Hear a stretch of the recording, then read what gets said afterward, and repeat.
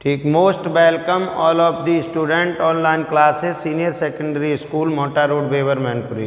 Dear student, पिछले video में बताया था प्रसार आपको बता चुके कि जब कोई वस्तु ऊष्मा पाकर फैल जाती है, विकसित हो जाती, बढ़ जाती, तो उस बढ़े हुए भाग को प्रसार कहते हैं। और ये बताया था 3 प्रकार के होते हैं, दैर्घ्य प्रसार गुणांक, क्षेत्रीय प्रसार गुणांक और लंब प्रसार गुणांक।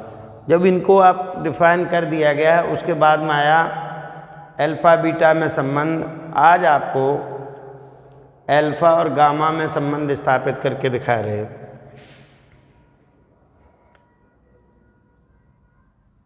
गामा बराबर 3 अल्फा का निगमन करो, या कोई बच्चा ऐसे भी लिख सकता है रेखीय प्रसार गुणांक, रेखीय प्रसार गुणांक और आयतन प्रसार गुणांक में संबंध। आयतन प्रसार गुणांक में संबंध।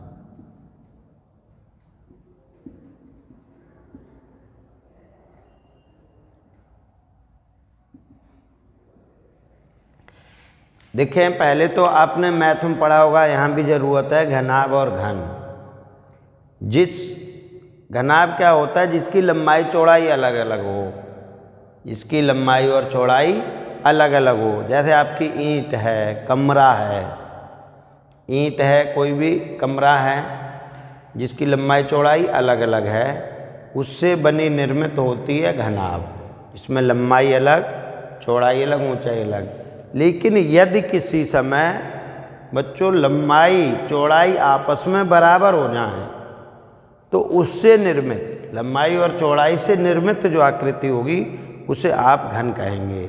आपको अगर कोई एग्जामिनर साहब वहाँ पूछे, आप बता सकते हो लंबाई और चौड़ाई अलग होने पर जो आकृति बनेगी उसे कहते हैं घनाभ। उसमें आपकी माचिस आती है, माचिस जो है वो भी घनाभ के आकार की है, ईंट है वो भी घनाभ के आकार की है, कमरा आपका जिसकी लंबाई चौड़ाई अलग अलग है वो भी। तो आपको अल्फा और गामा में संबंध के लिए आपको एक घन बनाना पड़ेगा। तो आप बता सकते हो कि यदि किसी समय लंबाई चौड़ाई के बराबर हो जाए तो उस समय उससे निर्मित आकृति क्या होती है? घन। और लंबाई चौड़ाई अलग अलग रहे तो क्या होगी? घनाभ। तो आप इसके बीच से काट दें, इसे मिलाएं, और इसके बाद में इसको यदि आप मिलाते हैं, इसे मिला दीजिए, इसे मिलाएं, इसे कोनों को मिलाने पर इससे निर्मित आकृति आपकी ये क्या बन गई? घन बन गई। अब इसमें क्या किया था? 10 डिग्री सेंटीग्रेड गर्म किया और 1 सेंटीमीटर तक वृद्धि हुई। तो आप दिखाएंगे ये जो डॉटेड रेखा है ये आपकी क्या है? बढ़ गई।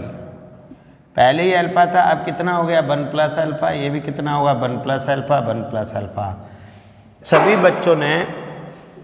बच्चों ने मैथ में घन का आयतन पढ़ा होगा। घन का आयतन होता है भुजा क्यू। तो घन का जब आयतन निकालेंगे, प्रारंभिक घन का आयतन, और जो प्रारंभिक घन का आयतन होगा भी, वो होगा भुजा क्यू, भुजा क्यू। तो यहाँ पर आपको जैसा कि बताया गया कि 1 डिग्री सेंटीग्रेड गर्म किया और प्रारंभिक लंबाई कितनी? 1 सेंटीमीटर है। कितनी आपकी? 1 सेंटीमीटर है। तो उस समय क्या होगा? 1 का क्यू करेंगे तो वो 1 ही होगा।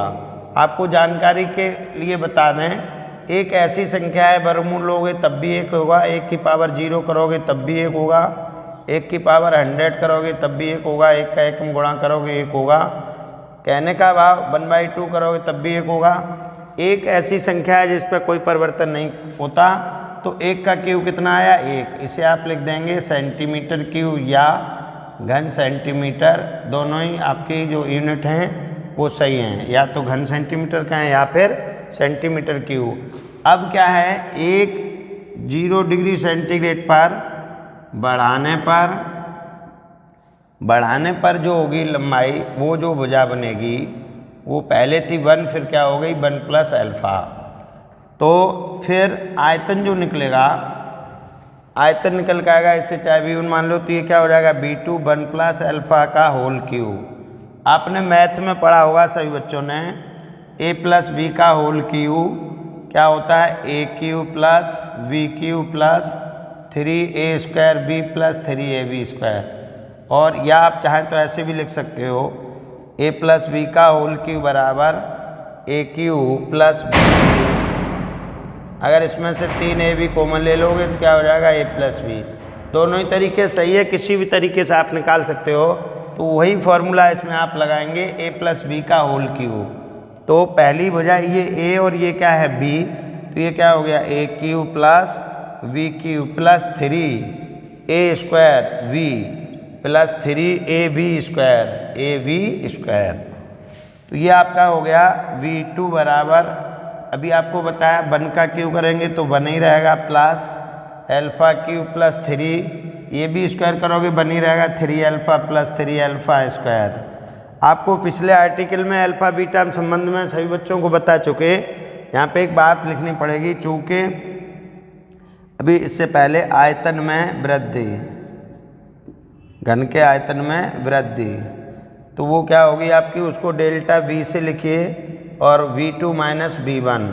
इसमें जब आप वैल्यू रखोगे तो v2 का मान 1 plus alpha Q plus 3 alpha square plus 3 alpha minus 1, this cancel. तो आपका आया डेल्टा v बराबर alpha Q plus 3 alpha square plus 3 alpha. एक आपको लिखना पड़ेगा, चूँकि अल्फा एक अत्यंत सूक्ष्म राशि है, चूँकि अल्फा एक अत्यंत सूक्ष्म राशि है, अतः अल्फा स्क्वायर और अल्फा क्यू और अधिक सूक्ष्म राशि होंगी, और अधिक सूक्ष्म राशि होंगी। तो जो और अधिक सूक्ष्म राशि होगी, अतः छोड़ने पर वो राशि जो है निगलेक्ट कर दी जाएगी, अतः उसे छोड़ने पर। तब आपका जो निकल के आया परिवर्तन वो डेल्टा v बराबर निकल के आया, ये वैल्यू छोड़ दी जाएगी, ये केवल 3 अल्फा बचा। अब आपका जैसे बताया था कि सूत्र है गामा बराबर डेल्टा v बटे b गुणा डेल्टा t। क्या बताया है, किसी लोहे के ठोस को 0 डिग्री सेंटीग्रेड से 1 डिग्री सेंटीग्रेड तक गर्म करोगे तो उस ठोस की लंबाई चौड़ाई ऊंचाई अर्थात आयतन में, लंबाई चौड़ाई ऊंचाई अर्थात आयतन में जो वृद्धि होती है उसे आयतन प्रसार गुणांक कहते हैं। इसे ग्रीक अक्षर गामा से व्यक्त करते हैं। तो ये जो डेल्टा v आपका निकल का आया वो कितना आया, 3 अल्फा। और प्रारंभ में आयतन गर्म किया था 1 डिग्री सेंटीग्रेड, ताप भी 1 है, तो 1 का 1 में मल्टीप्लाई करेंगे 1, तो आप जब डिनोट करोगे तो ये आ गया गामा बराबर 3 अल्फा। Hence proved. ये आपका दोनों में संबंध था, जो पिछले वीडियो में बताया था अल्फा बीटा में संबंध, और ये आपका अल्फा गामा में संबंध।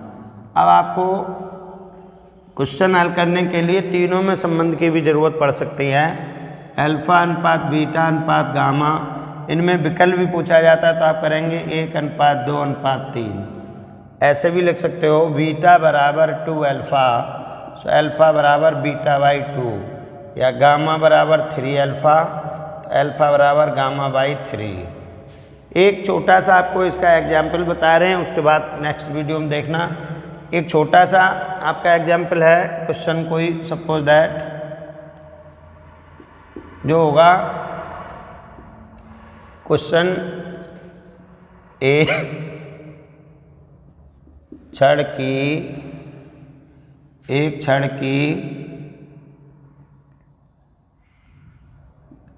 का रेखी प्रसार गुणांक